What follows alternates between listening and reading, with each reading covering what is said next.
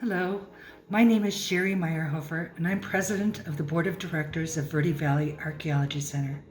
It is my great pleasure to welcome all of you to this year's gala. As you know, the COVID pandemic has forced all of us to make changes in our lives.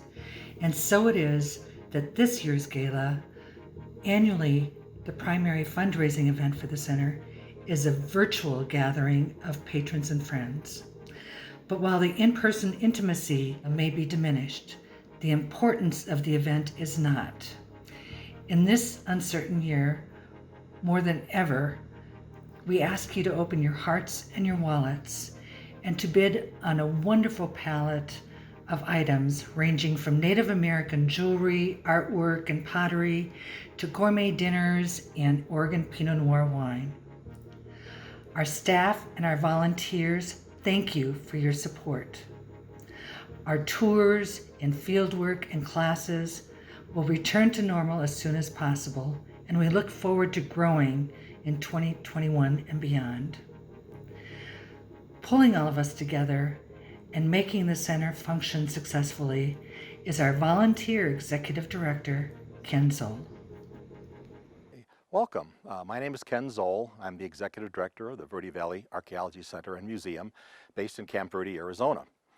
The purpose of this program today is for an introduction into the archaeology of the Sedona Verde Valley area and let you know a little bit about our organization. We are the national nonprofit partner of the National Park Service for Montezuma Castle and Montezuma Well, and that's in keeping with our mission, which is to preserve the archaeological sites, stories, and artifacts of the people who made the Sedona Verde Valley area their livelihood for almost 12,000 years. The Hopi tribe, the Yavapai Apache Nation are on our advisory council, so when you look at our website or any of our written material, you can be pretty much assured that it all is accurate as the Hopi and the Yavapai or Apache want their stories told. In addition to the Park Service, with Montezuma Castle and Tuzigoot, which we'll be visiting a little later in this program, we are also the managers of 4 properties in the Verde Valley owned by the Archaeological Conservancy out of Albuquerque. With the Forest Service, we are the regional coordinating organization for the Arizona State Parks and Trails Site Steward Program. I have 85 volunteers who monitor 89 sites within the Coconino Forest, 14 within Prescott National Forest. So we're very involved with preservation of archaeology, and whenever required, we do any archaeology there, assist the archaeologists with their studies. Today, we are here at the V-Bar-V petroglyph site, one of the heritage sites in the Coconino National Forest. So we'll be visiting the V-Bar-V ranch here in greater detail, and then we're going to be going to the Palaki Heritage Site and then the Honaki Heritage Site. And these are the 3 sites that are generally open to the public. Now with the COVID situation, the museum is now open on a very limited timed entry basis, and they're about to open V-Bar-V here as well as Palaki and Honaki. COVID has hit us very hard, and so we urge your support by going to our website and click on support, and you'll see various ways in which you can support us in this mission. And as we go through the day, we'll highlight some specific ways that you can help us out. Thanks very much and enjoy the tour.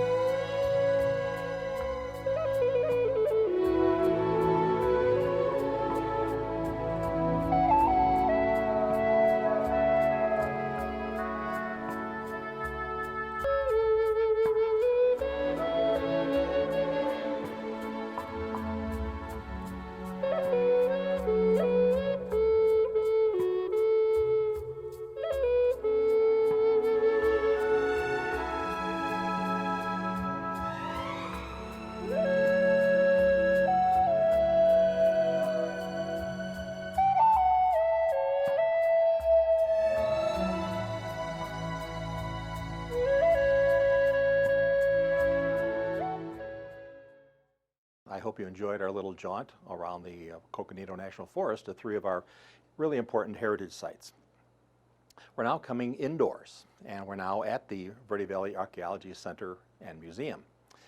We're going to give you a little tour of the museum. Just to give you a little background, we've been in this space since about 2012. It is a building owned by the town of Camp Verde, and so we have a very good cooperative relationship with the town. Within this space, we have our museum, we have a research lab, we have a repository, we have a classroom, and we have our library. So as you can imagine, that's a lot to fit in this little small space, and that's one of the reasons why we're looking for expansion and additional buildings, which we'll talk about towards the end of the program. What I'd like to talk to you now about is our next presenter.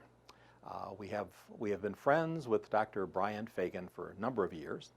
Dr. Fagan is from England. He was educated, got his BA, MA, and PhD at Cambridge University, and he spent most of his archaeological and curation work in Western and Central Africa until he went to the University of California at Santa Barbara in 1967, at which he taught for many, many years.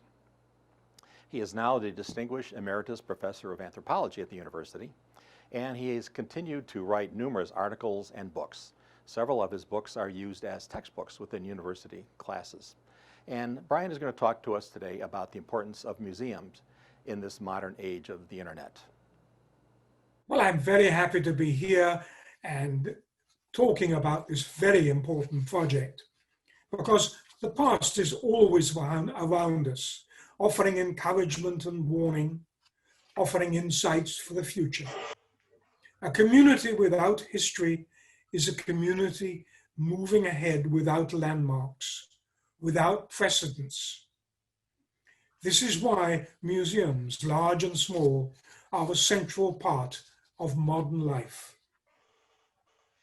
The Verde Valley Archaeology Center provides this wonderful area of yours with a rich and often unappreciated past. Acreage is in hand. Now we're faced with the rewarding challenge of creating a museum and a research center worthy of the area. Once complete, the center will commemorate no less than 12,000 years of the Native American and more recent history of this region. Not only that, it will serve as a research center and repository that conserves and preserves unwritten and fast vanishing history for future generations. The museum building, once complete, will provide symbolic protection for Native American artifacts once found deep in the soil, a permanent repository for them. The center will be far more. Its ambitious educational goals will reach out into surrounding communities. The staff will use not only artifacts, but also multisensory experiences, even holograms. All of this will bring the full diversity of the Verde Valley past alive for everybody. Not just for you and I, but for everybody.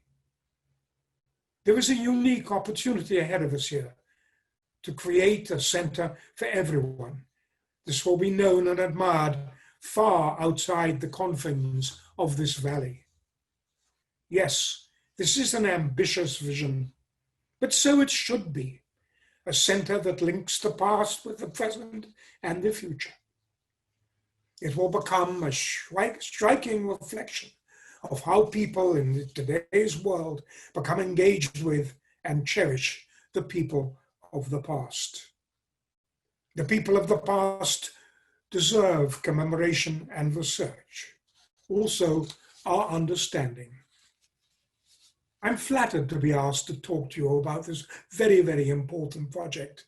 I strongly encourage you to support the center and this virtual gala gathering. Well, welcome to the Verde Valley Archaeology Center's museum. We have just recently reopened following all the safeguards for the virus, but we wanted to give you a little virtual tour of the museum today. First, we have the exhibit on the Yavapai Apache Nation.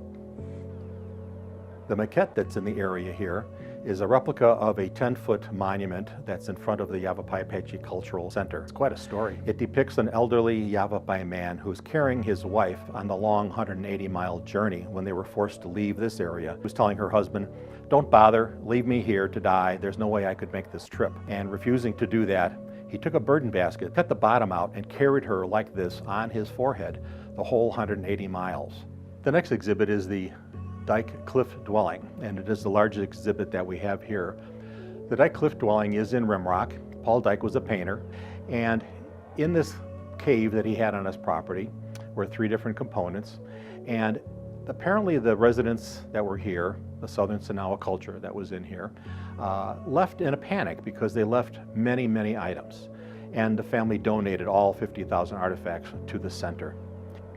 We have a display case on weaving, one on farming and gathering, and one on hunting. Within this collection, we received the largest collection of weaving and textiles ever found in the Verde Valley. In the center is a very interesting basket. You can see corn cobs coming out of them. And next to that are 2 smaller corn cobs with sticks in it. We believe that these were the original lawn dart games. Also in this area is a display on pottery. And pottery is very diagnostic. The people here in the Sonowa area of the Verde Valley, Sedona, they did not do any pottery decoration. There was a little short period of a few years where they started to do some decorations late in their time here. So when we find a variety of different types of decorated pottery, like you see in this display of black on white and others, we can diagnose the type of clay, and then we can source it as to where did it come from. So we can come up with a pattern of a trade network. One of the more interesting pots in this area are 2 Datura effigy jars. They replicate the Datura seed pods that were then ground and could be used as a hallucinogenic. The next exhibit is on the Sonowa. And one time a Yavapai woman came in here and she said, "Oh, you have the fireballs." When they would be making a stew, when they would put them into a vessel, they would have these hot balls in the fire, and when they put them into the bowls, they would take a hot ball out of the fire, put it in the bowl to keep the soup hot while they were eating it. Whenever we get stories like this, we take that with a great deal of reverence. It's their history. We're here to tell their stories. We come upon the Honanki Heritage Site, which is a Forest Service National Heritage location, and it is the 2nd largest dwelling within the Verde Valley, second only to Montezuma Castle. Up until our receipt of the Dyke collection, the Honanki was regarded as the largest textile collection within the Verde Valley. And then we kind of break up the prehistoric displays with a little bit of modern art. In this area, the 2 large landscapes on the back wall are landscapes by Paul Dyke. The one on the left is Taraweep Green. See that blotch of red that's in there is something that he particularly liked. And that's our small but we think mighty museum. It gives you a little insight into the lives of the people who lived in this Verde Valley for over 12,000 years. I hope you can come by and visit us sometime in the future. Thank you. Well, I hope you enjoyed the short tour of our museum.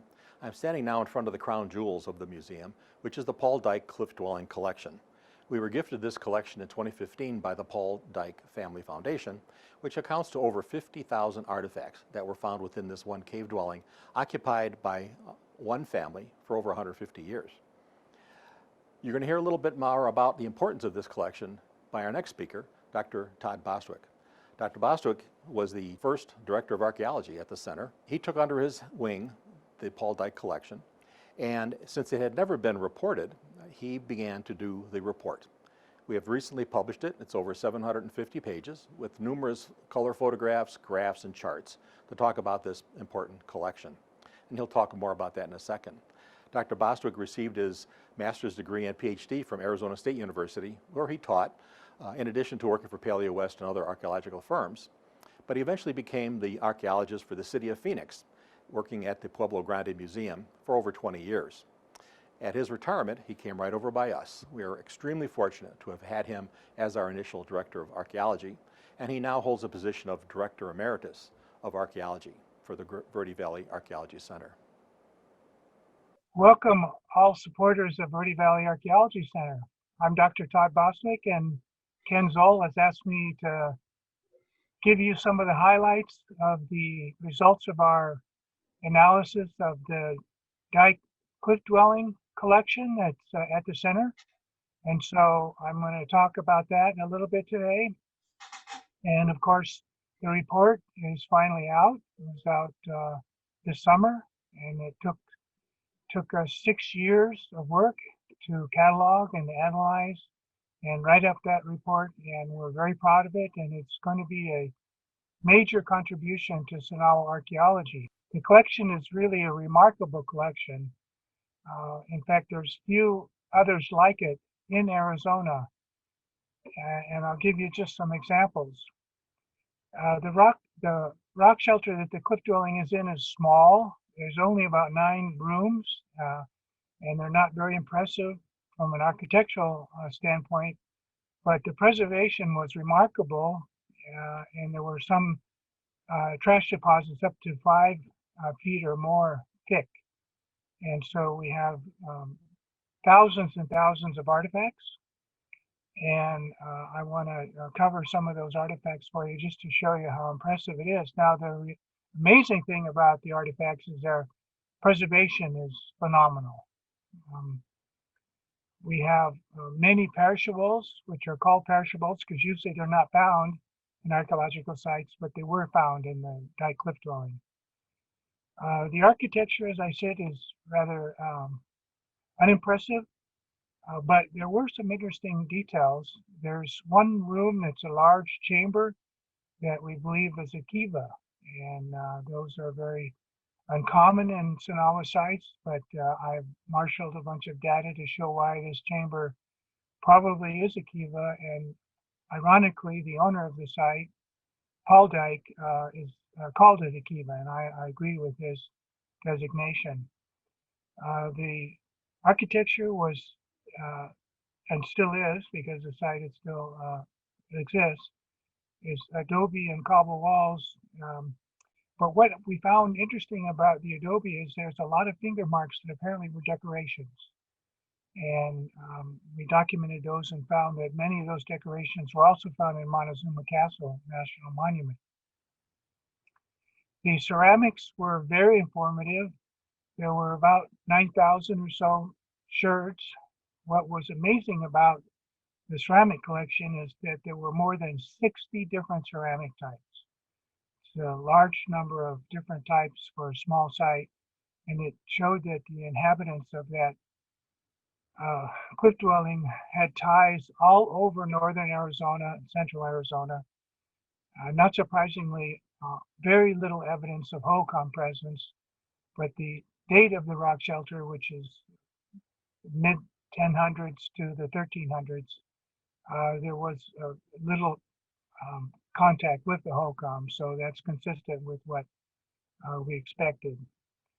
There were 31 different decorated types, and but what I think is amazing about the ceramics is that there were 27 different Alameda brownware, which is the Sonowa pottery type, and many of those were manufactured at the site itself. We know that because we found 3 wooden paddles that they used in the paddle and anvil technique. But a number of those were not made locally, and they were from other Sonowa sites. So interestingly enough, it tells us that this Sonowa at our site were actively trading with other Sonowa locations for their brownware ceramics, in addition to receiving all of the decorated ware from throughout the northern Arizona area. The plant remains were really a big surprise. The preservation was just phenomenal, and we had more than 24 different species of plants that were recovered. And we also analyzed the coprolites, and there were plant remains within the coprolites, or the Sonowa poop, if you will. Not surprisingly, the corn was most frequent. There were more than 10,000 corn cobs of 3 different colors of corn, yellow, red, and blue. But what was surprising was that in addition to 2 different species of squash, there were 4 different species of beans. Beans are often not found in archaeological sites because they don't preserve well, but we actually had 4 different species, indicating that beans were a very important part of the diet of the inhabitants there. We also had a number of wild plants that were eaten in addition to those that were grown in their farms. Lots of walnuts, lots of agave, really well preserved prickly pear and pads and fruit, as well as a large number of quids of yucca and agave. In fact, more than 3,500 quids, which were like ancient chewing gum. Also an unusual find was a cloth bundle made of cotton, dyed red, that contained more than 30,000 amaranth seeds, which is a very rare and unusual find, and we have a multidisciplinary team that's just studying those amaranth seeds because their preservation was excellent. The faunal remains were also quite impressive. There was about 1,009 bones and other faunal parts. And what's surprising again about those remains is that there were more than 30 species of animals and birds and reptiles. Of course, the rabbits, rodents, and deer are most common and provided the main source of protein, but we also found beaver, long-tailed weasel, muskrat, and raccoon bones. And the variety of birds was also surprising. There were duck, quail, teal, and scrub jay. And there were also fish and frogs and toads and snakes and lizards. And of course, we found the weapons that were used to hunt many of those animals, including bows and arrows. And some of the arrows were painted in brilliant colors, red and blue and green and black, with various designs, and none that were exactly the same, which was quite interesting. And we also had a rabbit stick and a number of nets. So all the different weapons that were used to capture the game were found at the site as well. And of course, it's nice to be able to flavor your protein with salt, and there was a lot of salt found at the site. 465 pieces of salt weighing almost 11 pounds. And that's a lot of salt. I suppose it's not surprising considering the site is only 5 miles from the famous Verde Salt Mine, which produced both in prehistoric and historic times high quality salt. And so that was one of the benefits of living near that salt mine. I guess the most amazing things about the collection were the textiles. There were a wide variety of weaving techniques that were used, both loom and non-loom. And some of the particular weaving methods are rarely found in Tsunawa sites. So it really expanded our knowledge of Tsunawa weaving and different kinds of textiles that were created. And the colors in some of them were spectacular. They were red and yellow and some blue and tan and black. And some of the reds were as fresh as the day that they were dyed. Or in some cases, the textiles were actually painted with red and black designs. We know that they wove cotton and yucca fibers because we found large amounts of yucca fibers and a surprisingly large quantity of cotton fibers, often in big masses, as well as cotton seeds and bolls. So clearly they were growing cotton near the site. And we have all the tools that were used for weaving, including at least 15 battens, 15 weaving sticks, called finishing needles. And also we found more than 30 agave spine needles that were interwoven with cotton yarn and then used to repair holes and tears in the cotton garments. And those garments included belts and breechcloths, which are rare but were very frequent at the site. And we also found ropes and cordage and nets and baskets and sandals. And lastly, we found a number of ceremonial objects that indicate that there may have been a religious practitioner living in the cliff dwelling. And those include a number of prayer sticks and rattles and other interesting items. So as you can see, it's a really an amazing collection, and I'm really proud that we wrote a 2-volume report, and the collection will be saved in perpetuity at the center. Thank you.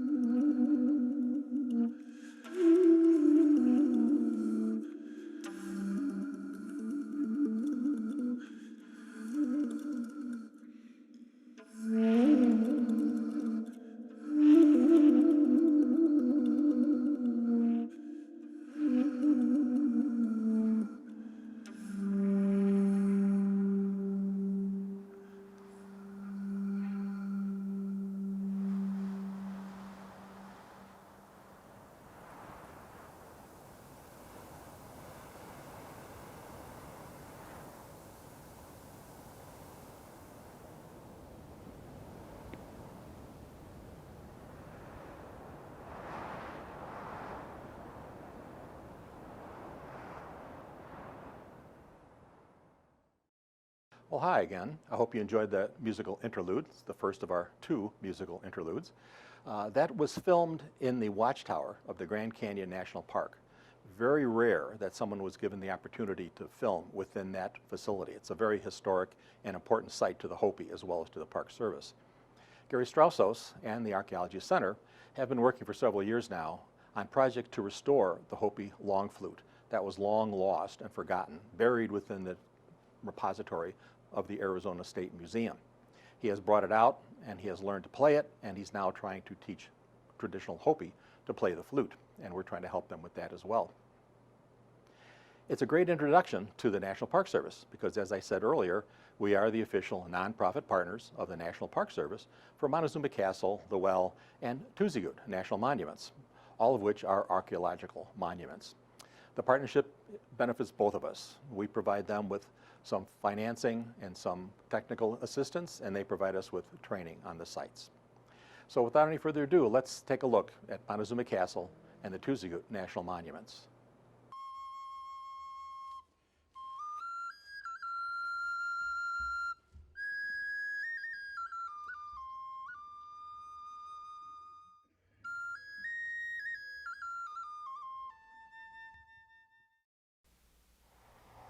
Thousands of years before highways and motels, the Verde Valley was already a busy travel corridor.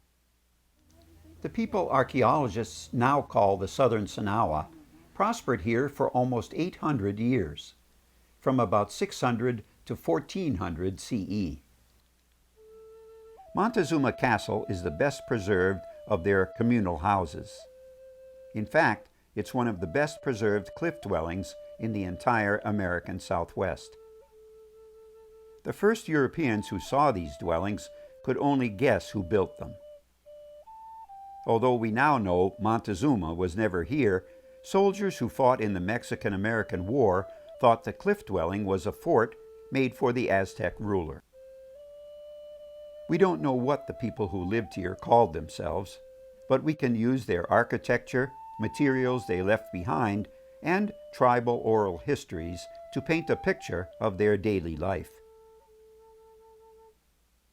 The Southern Sonowa built several large communal houses and many smaller dwellings along the Verde River and its tributaries. The so-called castle was actually a large house built in a natural alcove of the limestone cliff, located above the flood zone. The spot is shady and cool in the summer, yet warmed by the sun in winter, and it has a great view. There are 20 rooms built out of mud and limestone on 5 distinct levels. Sycamore beams, thatched with branches and grass, were covered with mud to make ceilings and floors between the levels. Recent research shows expert builders carefully selected construction materials for specific uses. Some materials were chosen for their durability, while others were chosen for their beautiful appearance. A larger pueblo, known as Castle A, was identified and excavated in 1933 at the base of the cliff, just west of Montezuma Castle. Although it's no longer intact, the undisturbed artifacts found under the rubble greatly expand our understanding of the Southern Sonowa culture. Intricately woven textiles were found well preserved during excavation, providing examples of high-quality work by expert weavers. We are now turning to oral histories, stories passed down from generation to generation to provide a greater understanding of the Southern Sonowa lifestyle. By the time Europeans arrived, most of the people had moved away. Those that remained adopted a different lifestyle.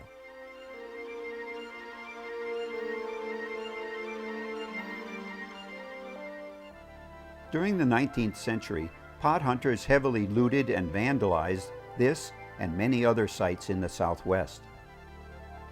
In 1906, President Theodore Roosevelt signed the Antiquities Act, granting the president the authority to protect sites of historic or scientific interest by designating them national monuments. Montezuma Castle became one of the first national monuments, originally under the jurisdiction of the General Land Office, later transferred to the National Park Service after its establishment in 1916. These ancient dwellings tell a story of a thriving culture.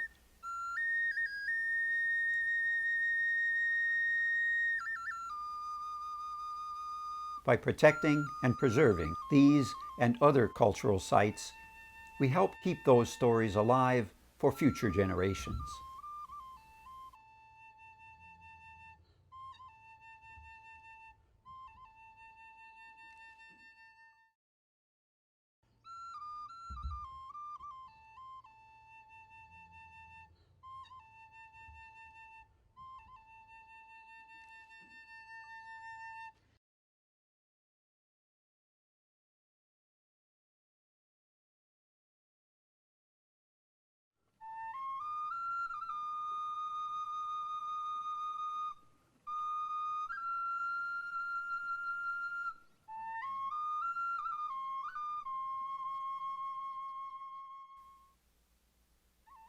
Where the Verde River emerges from its canyons into a broad valley, prehistoric farming communities began to develop around 600 CE. From 1100 to around 1400 CE, the southern branch of a culture archaeologists call Sinawa built pueblos every couple of miles along this permanent water source. Many communities sat in line of sight of each other, forming an important network of communication and trade. Some of the largest of them, like Tuzigoot, were situated on hills and ridges above the river. Higher ground meant better views, and also breezier, less buggy summer weather, and warmer winters, when chilly, heavier air lingered in the lowlands. Tavashi Marsh, which lies just east of the village, provided an abundance of natural resources. Today, tall cattail grass and large cottonwood trees provide a home for beaver, otter, deer, and a colorful array of birds, large and small.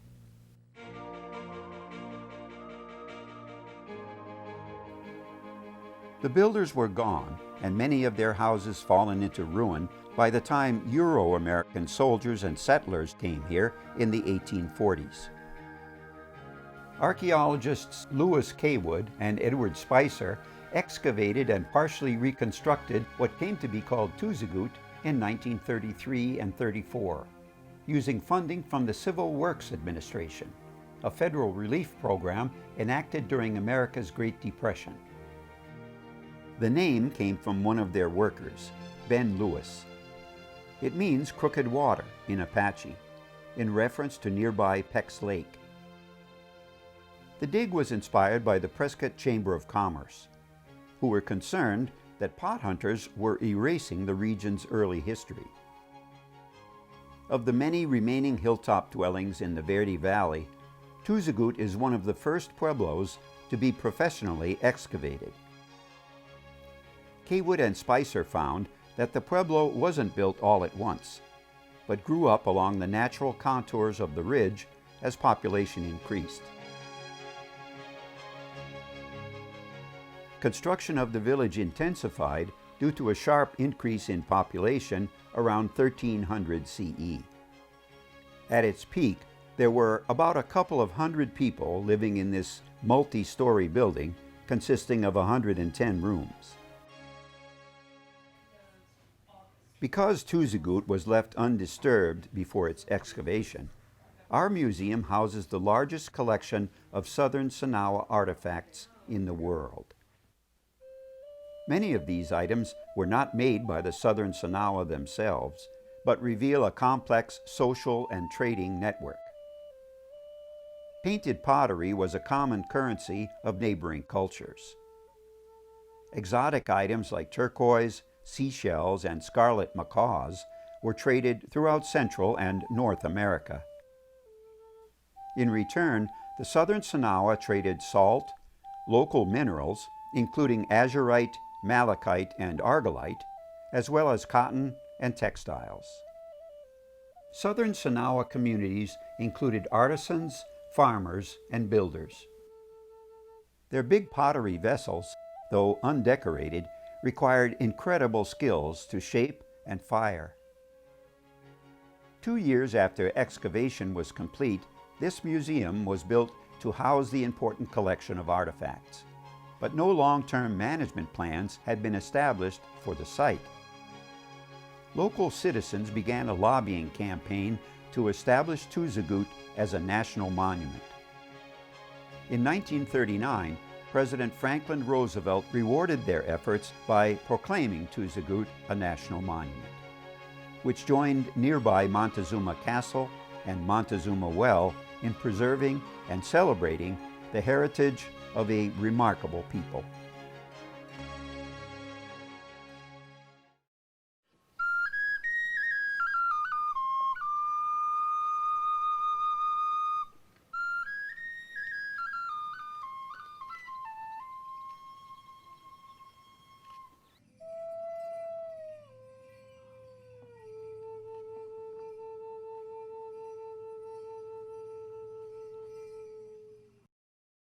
Hi, I'm Dorothy Firecloud, Superintendent of Montezuma Castle and Tuzigoot National Monuments in the Verde Valley.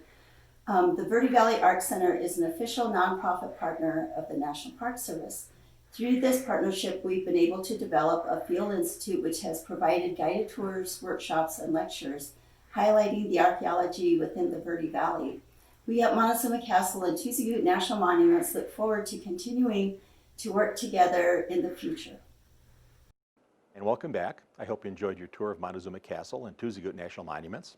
And I think between those monuments and the 3 Forest Service heritage sites that we saw earlier, and as you saw some of the artifacts here within the museum, I think you're gaining an appreciation of just how rich the Sedona Verde Valley area is in the archaeological history of the Native Americans who have made this their home for the past 12,000 years.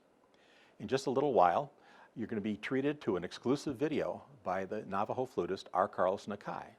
We have worked with R.Carlos a number of times, and he prepared this special video just for us so that you can have a little bit of musical entertainment just before we close the program.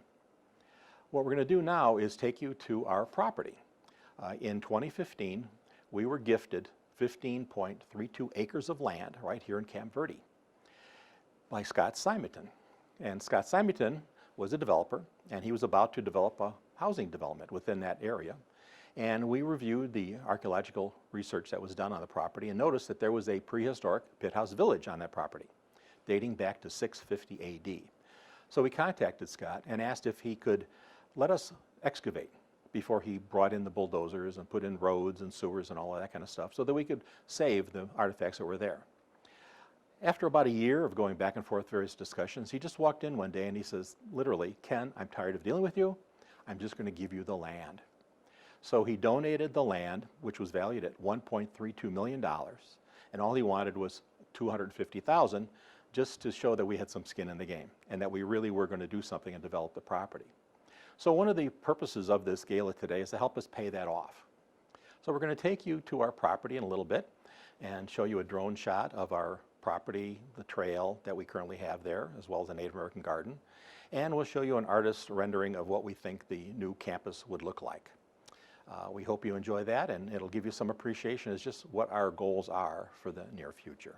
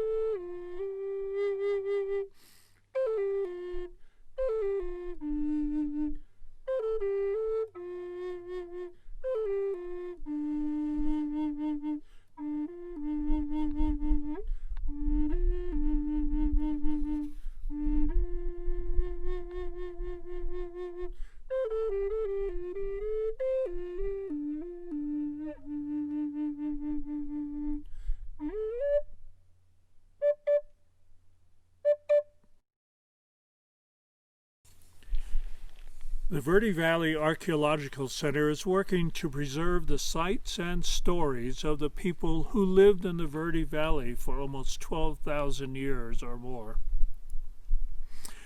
I myself encourage you, as a cultural person and also as a person who studies Native American cultures throughout the United States, to make a meaningful contribution to the efforts of the Verde Valley Archaeological Center in this effort to preserve those sites and those stories and the stories of the people who remember the past. Once again, I encourage you to contribute, and we'll be in touch and we'll have a good time. Thank you. Well, I want to thank R.Carlos Nakai for that wonderful video that he did especially just for us, and for his kind words at the end there. I want to thank you as well for sitting through this program. I hope it wasn't too boring. A lot of these virtual galas can kind of go on and on and on, and we try to keep it short, brief, but really get the point across as to what we're all about, what our mission is. I hope you'll take the time to look at our gala site, perhaps bid on some of the silent auction items, perhaps put in some tickets for the raffle. We have other items on there as well. You can actually buy a square of our property for $500, and you will get a 8x8 brick that will go into the courtyard of the future buildings. And if you're viewing this video after the gala cutoff, feel free to visit our website and click on the support area, and there'll be a number of ways that you can contribute towards our future mission and actually get your name on either buildings, on rooms, or on a brick. Thank you very much for watching. Good night. The most important thing I learned in my career is that archaeology isn't about artifacts. It's about us, people, growing up, having children, dying, arguing, quarreling, being humans. And I think the biggest challenge of a museum isn't, oh, this was a pueblo built in 1000 AD. It's giving people a vivid impression of what it was like. The smells, the language, the traditions, what the artifacts were used for, and so on. And that, to me, is the biggest challenge of archaeology.